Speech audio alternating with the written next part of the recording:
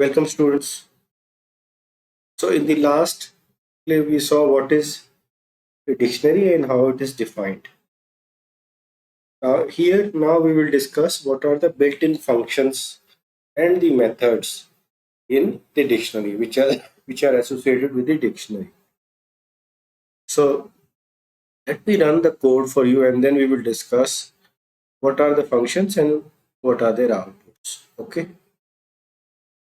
So in the code you can see dict5. So this is the dictionary where employee ID, name, department and location.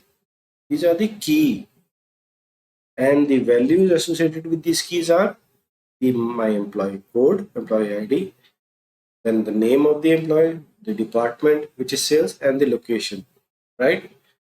Likewise, there are other dictionaries defined also, dictionary 5, 6 and 7. All right. So first we will see what are the methods associated with it. Okay, we'll see the methods first and then we'll see the functions. So values in the dictionary are, what are the values in the dictionary? In dictionary 5, the values are these: 1, 2, 3, 4, 5, 6, Mohit, sales, India. Value 1, value 2, value 3, value 4. Now if you want to extract the values of a dictionary, what you will do? You'll print dict5. So this is a method, dict5 dot values. Okay, so this is the method, dict dot values. So dict here is dict5. The outcome of this is values in the dictionary are, what are the values? The values are 1, 2, 3, 4, 5, 6, Mohit, sales, India, right? And how do you access the keys? Dict5 dot keys bracket. Okay, the keys in the dictionary are dict keys, employee ID, name, department, look. Now, key value pair in the dictionary are, so when you want to print both the key and the associated value, then the method that we call is dict.items. So since we are talking about dict5, it is dict5.items bracket. You see here the key value pair are, now you can see, so it returns a tuple. So this is a tuple here. Employee ID, then the what is the number? This is one tuple, comma, second name, comma Mohit. See, this is the key value pair, and this is called item. Okay, items. Now the fourth is dict.update, dict x. What it does, we'll see. So in this case, we are updating dict5. This is the syntax, dict5 dot update dict7. So it will add the key value pair to dict5. So dict5 is this, you can see employee ID, name, department, location, and dict7 is date of joining and date of birth. Now when I run this, when I update dict5 with dict7, what it will do, so first we are printing dict7 items. Dict7 items are these: date of joining and date of birth. When we update, it will see, this is the updated result. It will add date of joining and date of birth to dict5, which was name,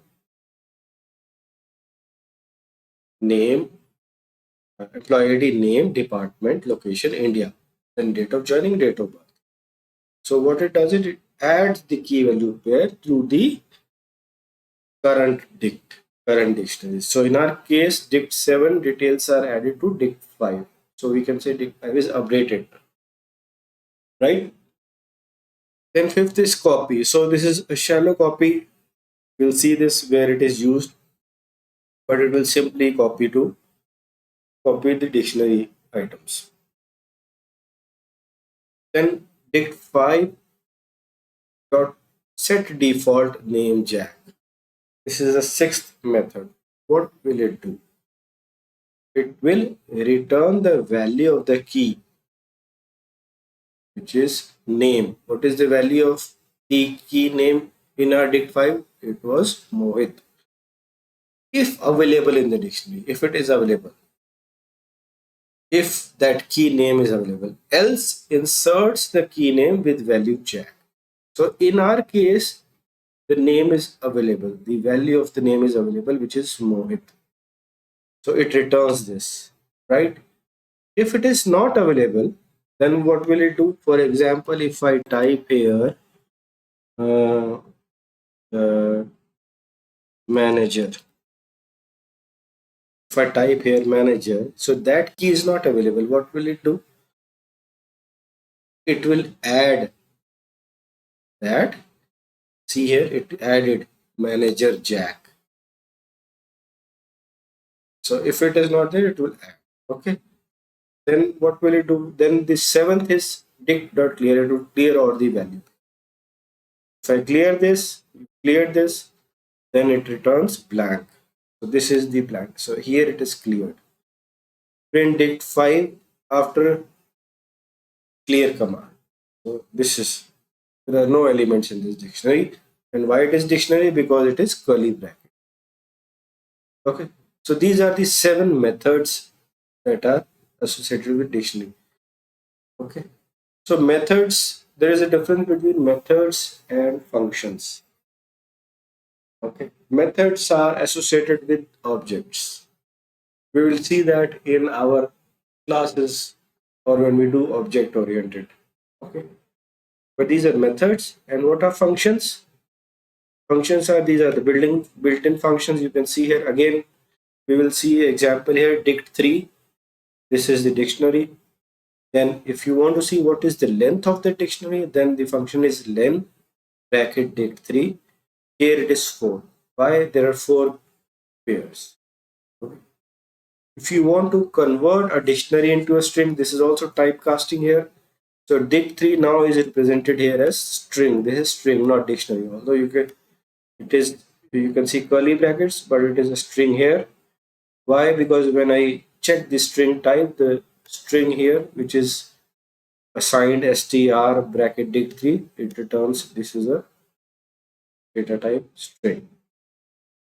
All right. So these are the 3 functions, built-in functions associated with dictionary.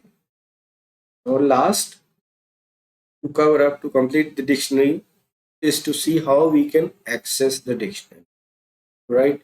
We can access the dictionary and see what are the items, keys or values here. So this is one of the example. You can see here dict8. This is a big dictionary. And if you want to see what are the items available in the dictionary, we will simply run for I in dict8.items, because we have seen if you want to see a key value pair, it is dict.items method and we print I. So all variables that are available in dict8.items will be printed here. Okay. This is one way to look at that. And then the other way, if you want to access only one of the item or one element, instead of accessing all in the dictionary using loop, you can also use dict8.get employee ID. So this will return the value associated against this key. Employee ID is a key. And what is the value? 1, 2, 3, 4, 5, 6. If you don't want to use get, the another way is to access the value is dict8 square brackets employee ID.